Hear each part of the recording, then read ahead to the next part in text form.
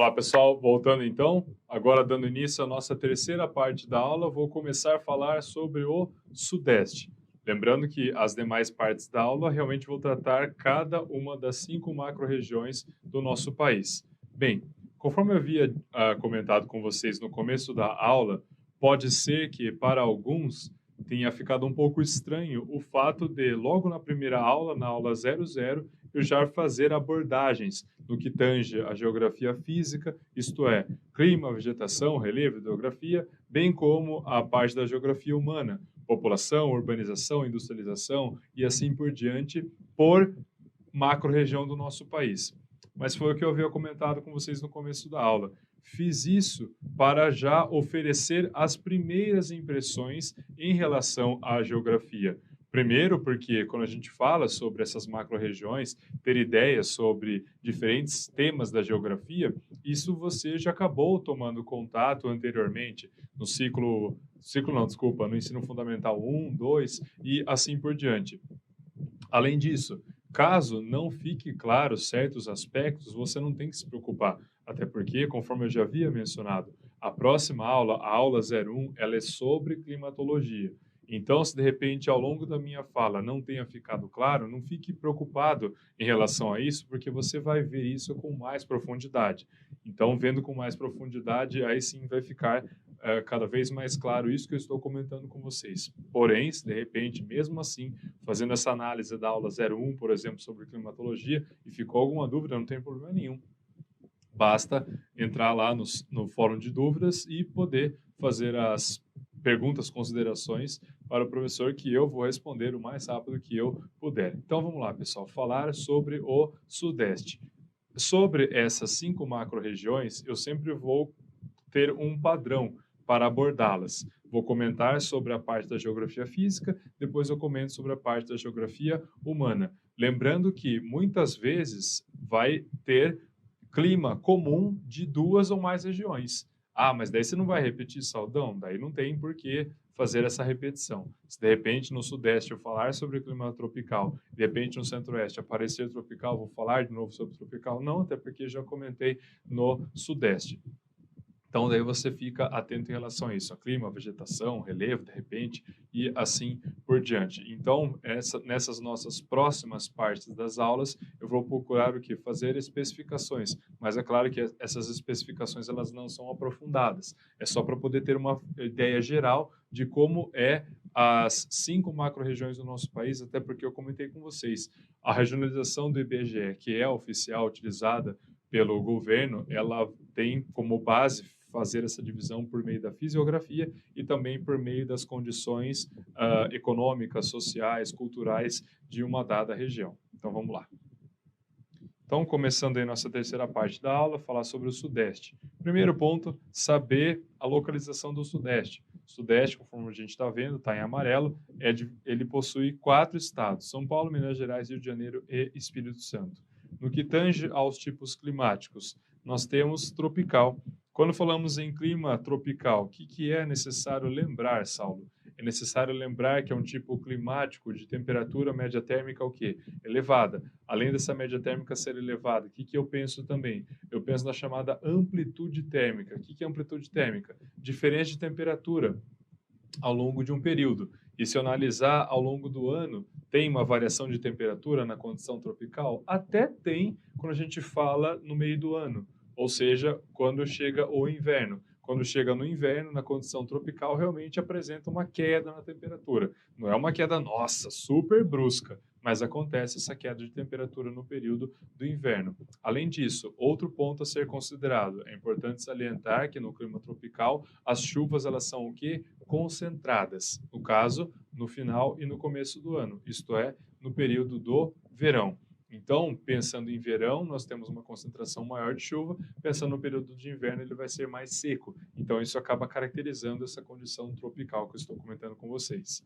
Além do clima tropical, nós falamos do clima tropical úmido. Se preferirem também, o nome mais completo é o chamado clima tropical litorâneo úmido.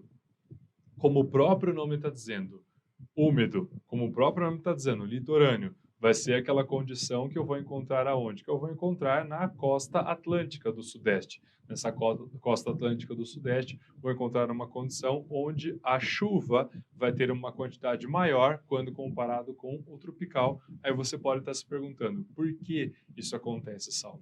Isso acontece justamente por conta de que nessa região existe uma barreira natural chamada do quê? Serra do Mar. A Serra do Mar ela acaba recebendo a atuação direta da chamada massa tropical atlântica. E essa massa tropical atlântica ela é quente e úmida. A hora que ela chega nessa barreira natural, ela não consegue ultrapassar porque ela está muito densa e ela descarrega a sua chuva desse lado da costa da Serra do Mar. Essa chuva recebe um nome específico, é chamado de chuva orográfica ou chuva de relevo. Depois de ter descarregado, essa massa ela está menos densa, aí ela consegue passar para o outro lado. Tanto é que essa dinâmica que eu acabei de comentar com vocês tem um nome específico, chama-se barlavento, quando esse relevo natural está barrando essa massa de ar, depois que ela descarregou a chuva, ela está menos densa, ela consegue passar para o outro lado, quando passa para o outro lado é chamado de sotavento. Então, o clima tropical litorâneo úmido, pensando no Sudeste, ele é marcado nesse sentido. Ele vai apresentar um índice pluviométrico maior quando comparado com as outras áreas. O que é mais, Saulo? Quando eu analiso a média térmica anual, é uma média térmica o quê? Elevado, é bastante quente. E quando eu penso em relação a essa amplitude térmica que eu havia comentado, ou seja, a diferente temperatura ao longo do ano, nas regiões litorâneas, ela é menor quando comparado com o tropical. Ah, é, Saulo? Sim, até porque nas regiões litorâneas sofre o efeito da maritimidade. A maritimidade ela acaba sendo responsável por fazer com que essa diferença de temperatura seja pequena também. E isso somado à condição da atuação de corrente marítima quente no nosso litoral sudeste. Ah, então tudo isso contribui, tudo isso contribui. Aí, à medida que vai se afastando da região litorânea, eu vou ter o efeito da continentalidade. Então, essa amplitude térmica que eu estou comentando com vocês, ela acaba sendo maior. Depois, além disso, a gente fala do tropical de altitude.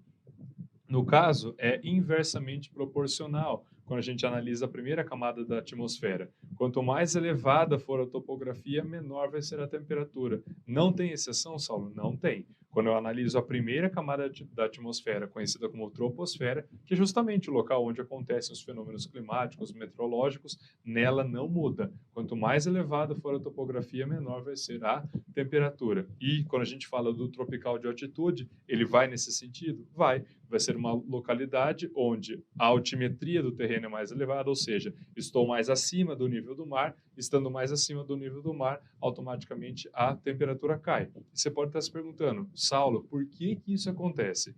No caso, quando eu estou numa altimetria mais elevada, eu tenho uma quantidade menor de gases sobre a minha cabeça. Se eu tenho essa quantidade menor de gases sobre a minha cabeça, significa que o ar ele está um pouco mais rarefeito. Então, eu tenho uma concentração menor de moléculas gasosas. Se eu tenho uma concentração menor de moléculas gasosas, vai ficar mais difícil elas entrarem o quê? Entrarem em atrito. E é esse atrito que vai fazer com que tenha um certo aquecimento. Então, isso não vai acontecer. É por isso que é inversamente proporcional. Mais elevada a topografia, mais baixa a temperatura. E pensando aí no Sudeste, nós temos diversas regiões, como a região serrana do Rio de Janeiro, Teresópolis, Petrópolis, Nova Friburgo. Quando a gente pensa no estado de São Paulo, Campos do Jordão. Quando nós pensamos em Minas Gerais, o sul de Minas Gerais, Poços de Caldas, ou ainda Camanducaia, que tem um distrito famosíssimo chamado de Monte Verde, ponto turístico, enfim. Então, são regiões de altimetria mais elevada que automaticamente faz a temperatura cair. Depois, nós falamos ainda sobre o subtropical. Nossa, Saulo, você está brincando. Você está falando que no Sudeste também tem condição subtropical? Sim, pessoal. Até porque, conforme a gente está visualizando no mapa, o estado de São Paulo é cortado pelo Trópico de Capricórnio. E o que está ao sul do Trópico de Capricórnio pode ser considerado subtropical. Claro que isso vai depender bastante de região para região, mas de uma forma geral, vou ter uma condição que subtropical. E aí, Saulo, o que marca essa condição subtropical? Ela é marcada pelo fato de essa média térmica ser um pouco menor quando comparado com o tropical, por exemplo.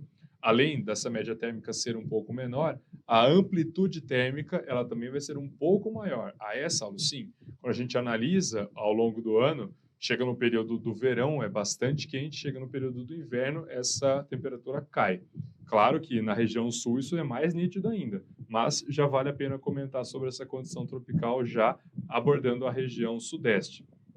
Além disso, outro ponto que caracteriza a condição subtropical no nosso país é o fato de a chuva ela ser bem distribuída ao longo do ano.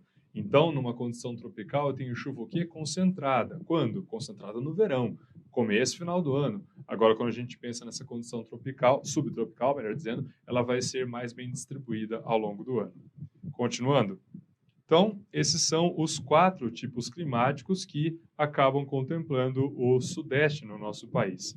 Além dessa condição climática, vale a pena comentar também em relação à vegetação. Então, vamos lá, seguindo aí a legenda. Primeiro, a gente está vendo a chamada mata tropical, mata atlântica. Ah, é, Saulo, já ouvi falar? Exatamente. Então, nós temos aí a Mata Atlântica, que no caso eu estou comentando sobre o Sudeste, mas vale a pena lembrar que a Mata Atlântica, nossa, ela envolve praticamente toda a costa atlântica brasileira.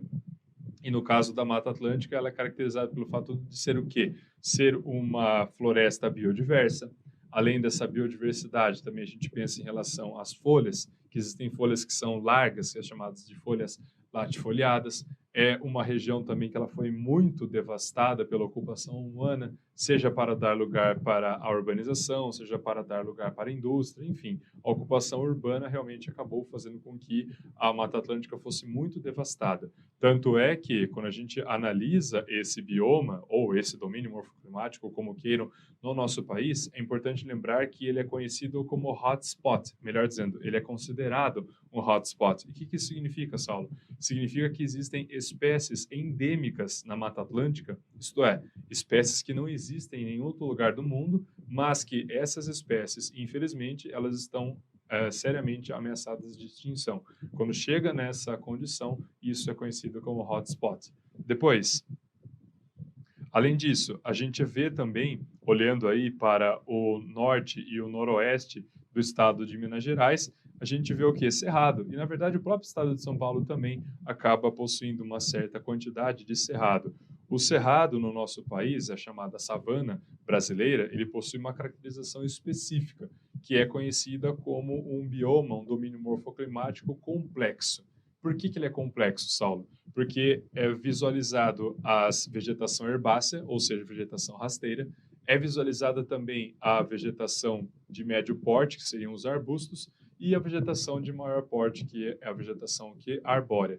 Então, em um único bioma, a gente acaba encontrando esses 3 tipos de extrato, esses 3 tipos de porte de vegetação. Além disso, quando nós pensamos no cerrado, é importante lembrar do chamado xeromorfismo. O que é esse xeromorfismo, Saulo?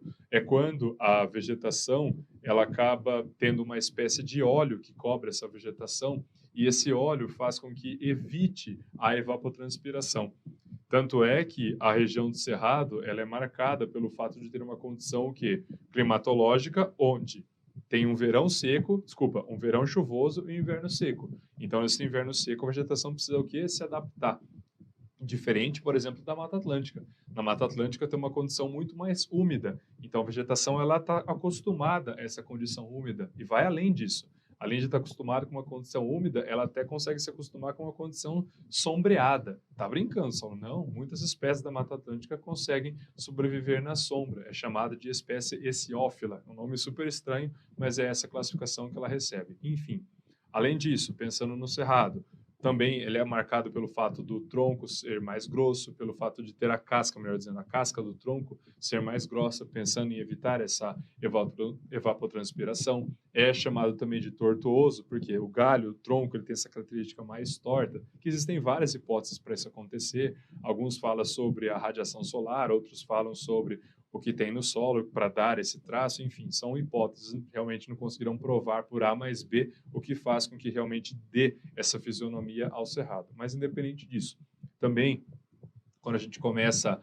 a analisar a vegetação, ela acaba tendo essa complexidade. Então, eu vou encontrar no Cerrado local que é chamado de campo limpo, ou seja, que eu só vou encontrar a vegetação rasteira, as gramíneas, vegetação herbácea, até o ponto de chegar que a gente chama de cerradão. Nesse cerradão, aí sim, vou encontrar grama, vou encontrar arbusto, vou encontrar árvores de médio até de grande porte. Então, ele é considerado complexo por conta dessa variação que eu estou comentando com vocês.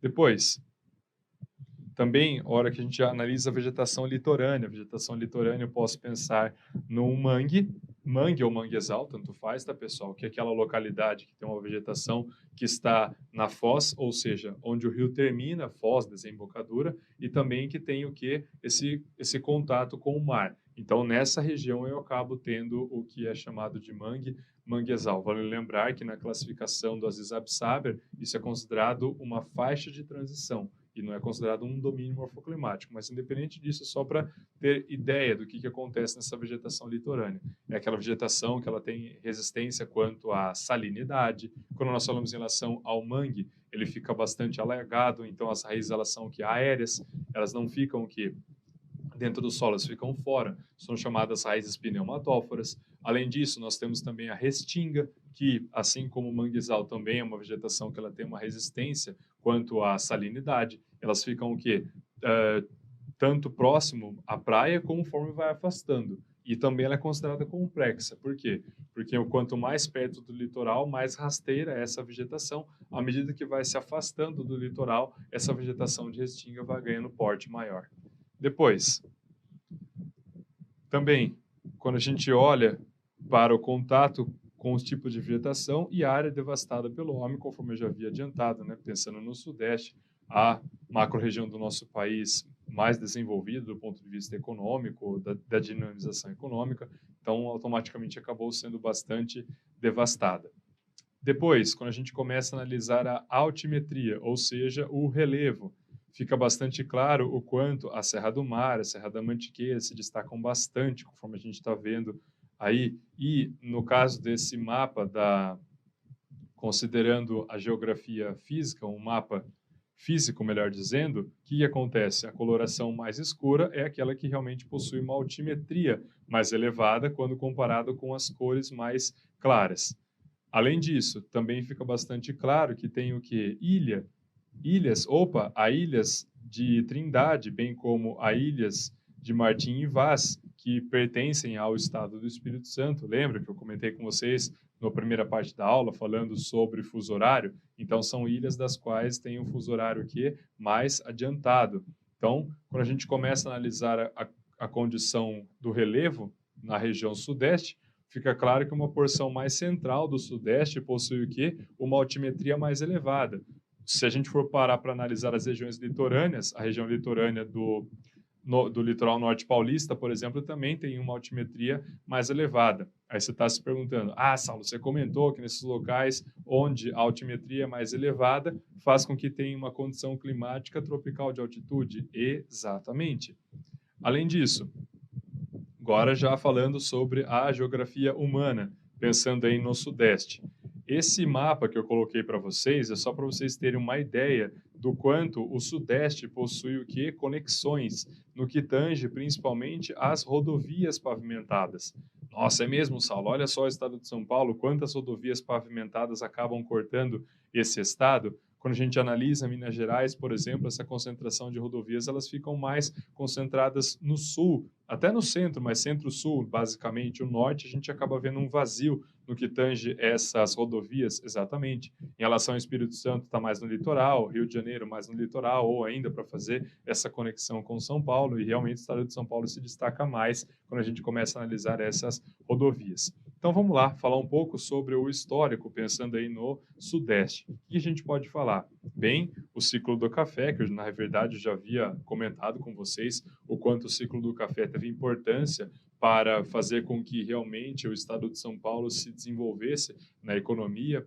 Saulo, você comentou o quanto, a partir do café, possibilitou a construção de ferrovias.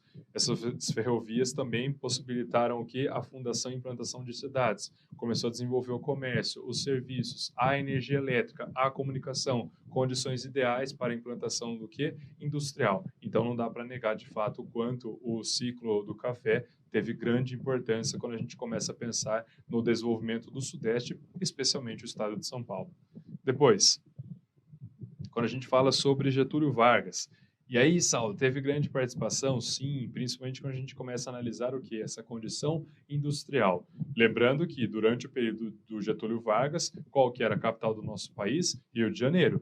Então, para o Rio de Janeiro, começou a ter o quê? Um olhar industrial. Foi justamente o ponto onde começou a ter a fundação, por exemplo, da chamada Companhia Siderúrgica Nacional, que foi durante o governo dele. Ou seja, pensar na produção do aço no nosso país, localizado no estado do Rio de Janeiro, ou ainda quando a gente pensa em relação à Petrobras, Saulo, pensar aí nesse monopólio do petróleo também, o petróleo é nosso, assim chamada campanha. Então, isso fez com que realmente o parque industrial no estado do Rio de Janeiro começasse a se desenvolver e automaticamente, quando a gente pensa no comércio, nos serviços, também em relação à urbanização, também começaram a crescer.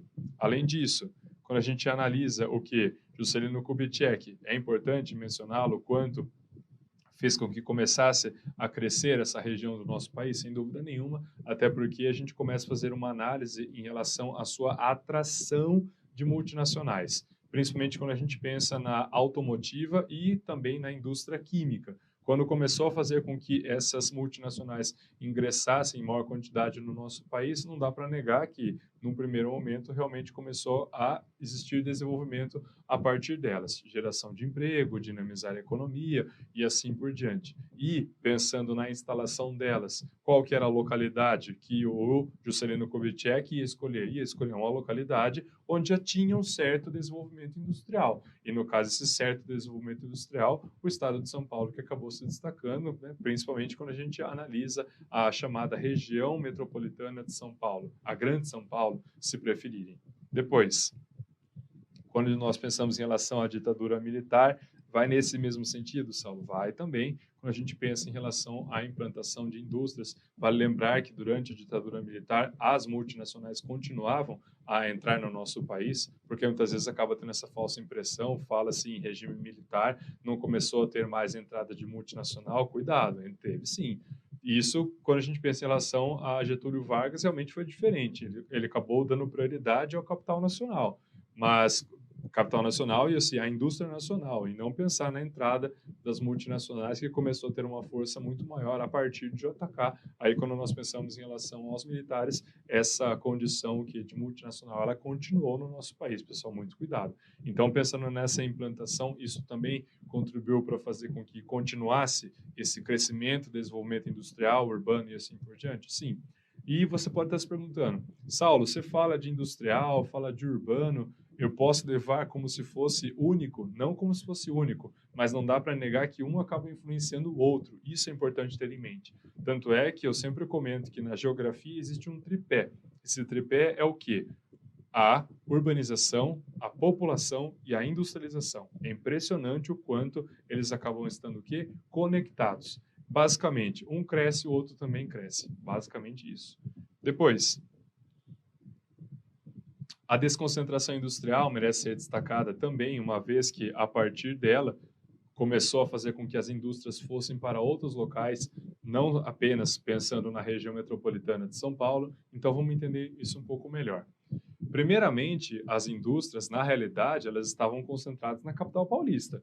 Só que a capital paulista começou a apresentar certas desvantagens. O preço está muito caro do terreno, do aluguel, está tão congestionado que fica difícil ampliar, a poluição e assim por diante. Então, a partir da cidade de São Paulo, elas foram para cidades que estão próximas à cidade de São Paulo. Então, foram para Santo André, São Bernardo, São Caetano, Diadema e assim por diante. Só que chega um ponto que essas cidades que estão no entorno, Osasco, Guarulhos e assim por diante, que estão próximas à capital paulista, também começaram a apresentar essas desvantagens que eu estou comentando com vocês. Qual foi a saída? Tirar dessa região metropolitana de São Paulo, ou tirar, ou ainda, que os novos empreendimentos industriais não ficassem na região metropolitana de São Paulo, mas ficassem o que mais afastadas dela. Tanto é que foi um período do qual começou a fazer com que diversas multinacionais, por exemplo, começaram a ser implantadas no interior paulista. Não só no interior paulista, mas até mesmo em outros estados da federação. Então, esse processo, que começou em meados da década de 1970, ficou conhecido como desconcentração industrial, justamente por conta dessas desvantagens que começou a não ser tão interessante assim instalar na região metropolitana de São Paulo, mas sim no interior paulista principalmente. Depois, a gente menciona ainda em relação ao neoliberalismo. O que é isso, Saulo? Neoliberalismo? Neoliberalismo foi o momento do qual, graças a uma política estadunidense que foi muito abraçada pela Margaret Thatcher, pelo Helmut Kohl na Alemanha, enfim, fez com que realmente o Estado passasse a ter uma intervenção menor na economia. Isso é chamado de neoliberalismo. Esse fator de ter o Estado com uma participação menor de intervenção na economia foi o momento do qual as multinacionais, se elas já se implantavam em diferentes territórios, elas começaram a se implantar cada vez mais. E que isso, na realidade, nada mais é do que um reflexo da globalização. Depois, região concentrada. Saulo, você já comentou sobre a região concentrada, aquela regionalização do Milton Santos, da Maria Laura Silveira? Exatamente, e o Sudeste está nessa região concentrada justamente por conta desse dinamismo. Se eu for pensar nessa condição de agricultura, pecuária, extrativismo, indústria, comércio, serviços, universidades e assim por diante. Realmente é uma região que ela tem essa capacidade do quê? De atrair, de influenciar. Não é à toa que a cidade de São Paulo, a capital paulista, ela é considerada a cidade mais importante da América Latina. Tá brincando só. Desde o México até o extremo sul do Chile, o extremo sul da Argentina, é a cidade mais importante que existe, justamente por conta dessa grande capacidade que ela possui de atrair e de influenciar. Tanto é que, só a título de comparação, quando a gente analisa o PIB da cidade de São Paulo e o PIB da cidade do Rio de Janeiro, o PIB da cidade de São Paulo, dependendo do ano que você analisa, é o dobro do PIB da cidade do Rio de Janeiro. Você está brincando, Saulo? Não. Então, a gente já começa a entender o quanto existe um forte dinamismo econômico a partir da cidade de São Paulo. Também foi aquela que acabou fundando a primeira região metropolitana no nosso país, isso aconteceu em 1973. Então, essa região metropolitana, que tem essa cidade principal, que é São Paulo, acaba influenciando as demais. Então, começou a fazer com que começassem a ser implantadas regiões metropolitanas no estado de São Paulo e em outros estados da federação também, até o ponto de fazer com que existisse o que alguns colocam como megalópole. O que é megalópole, Saulo? Megalópole é a fusão de duas ou mais regiões metropolitanas.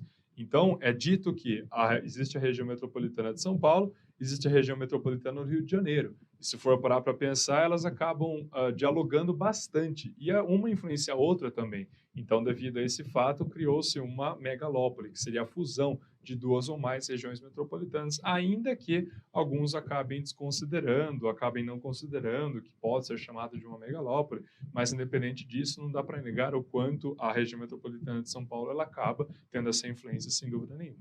Então, agora vamos ver como que isso pode ser cobrado na prova falando do Sudeste. Olha só. Colégio Naval 2016. Uma das características da indústria brasileira é ter grande parte do seu parque industrial concentrado na região Sudeste. É verdade. No entanto, nas últimas décadas, teve início uma nova tendência, a desconcentração industrial. Sendo assim, com relação ao modelo econômico brasileiro, assinale a opção correta. Então, vamos lá. A. Até os anos 1930, a economia brasileira possuía uma forte integração nacional. Forte integração nacional? Está bem exagerado o jeito que foi colocado, né, pessoal? Forte integração nacional, se for parar para analisar, nem nos dias de hoje possui. Então, só aí já é duvidoso. Aí depois, uma vez que o parque industrial se encontrava concentrado no estado de São Paulo, que comandava o eixo econômico do país. E aí, será que em 1930 o estado de São Paulo que tinha essa força ou era muito mais o estado do Rio de Janeiro?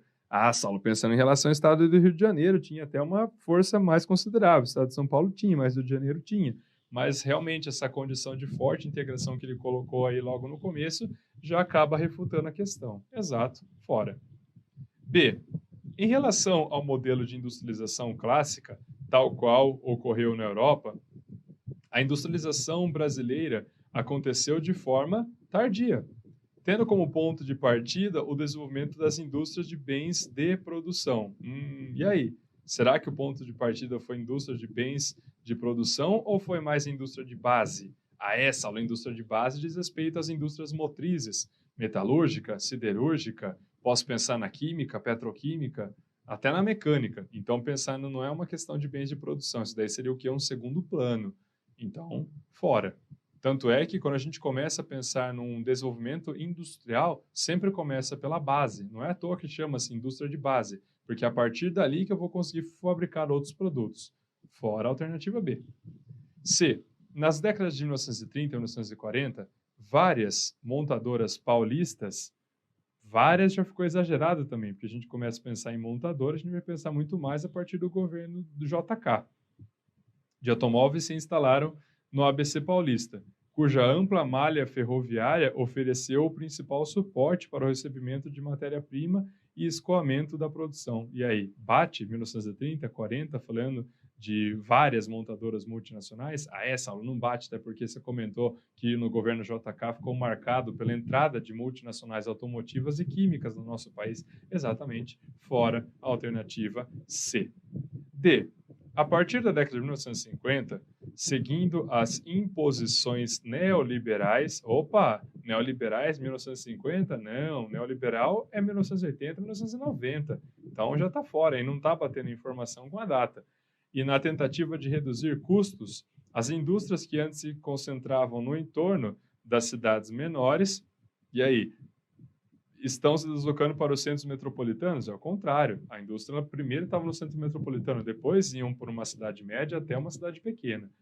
Então só pode ser a alternativa E, Saulo. Olha lá. O neoliberalismo, a partir dos anos 90, associado à expansão da rede de transporte do país, possibilitou a várias cidades, olha só como foi colocado, pessoal, possibilitou a várias cidades de médio porte se tornarem mais atrativas aos interesses de complexos industriais cada vez mais ávidos por lucros. Exatamente. Então, conferindo, conforme eu comentei com vocês, a alternativa correta, alternativa E. Perceberam, pessoal, o quanto existem diferenças entre as questões da ESA e a questão do Colégio Naval? Por exemplo, se nas questões do colégio, da ESA, que nós vimos até agora, ela é bastante direta, bastante objetiva, quando a gente olha as questões do Colégio Naval, elas são bastante interpretativas. Tem aquele ponto ali que você precisa tomar cuidado, porque essas pequenas diferenças que são o que eu erro, que vai ser aquilo, vai ser o responsável por você acabar refutando a pergunta. Tanto é que, infelizmente, diversos alunos não acabam fazendo uma boa prova na parte de geografia do Colégio Naval. Por quê? Porque ela fica por último. Então, são as 6 últimas questões, normalmente é colocada essas 6 de geografia. E o que acontece com o aluno? Ele já está cansado. Ele não tem mais o mesmo raciocínio que ele tinha, o mesmo gás que ele tinha no começo da prova. Então, fica meio complicado ler com tanta atenção assim cada uma das questões. Não é à toa que quando a gente analisa o rendimento dos alunos na parte de geografia, infelizmente ele acaba sendo mais baixo, justamente por conta disso, né? Deixa por último essa parte e que a própria estrutura da prova deixa a geografia por último. Então, a hora que chega a geografia, nossa, já estou exausto para responder essas 6 questões, vai ser complicado. E tanto é que isso acaba acontecendo. Não é à toa que o que é necessário fazer, pessoal? Treinar, treinar, treinar, treinar e treinar. Ou seja, fazer muito simulado, responder muitos exercícios para ir pegando o jeito da prova para nunca chegar ao ponto de ficar exausto quando faltar essas 6 questões para poder responder. Então, pessoal, cheguei ao final aqui dessa parte do Sudeste, mas a gente vai dar continuidade. Falta ainda eu falar sobre as outras 4 macro-regiões do país. Vamos lá.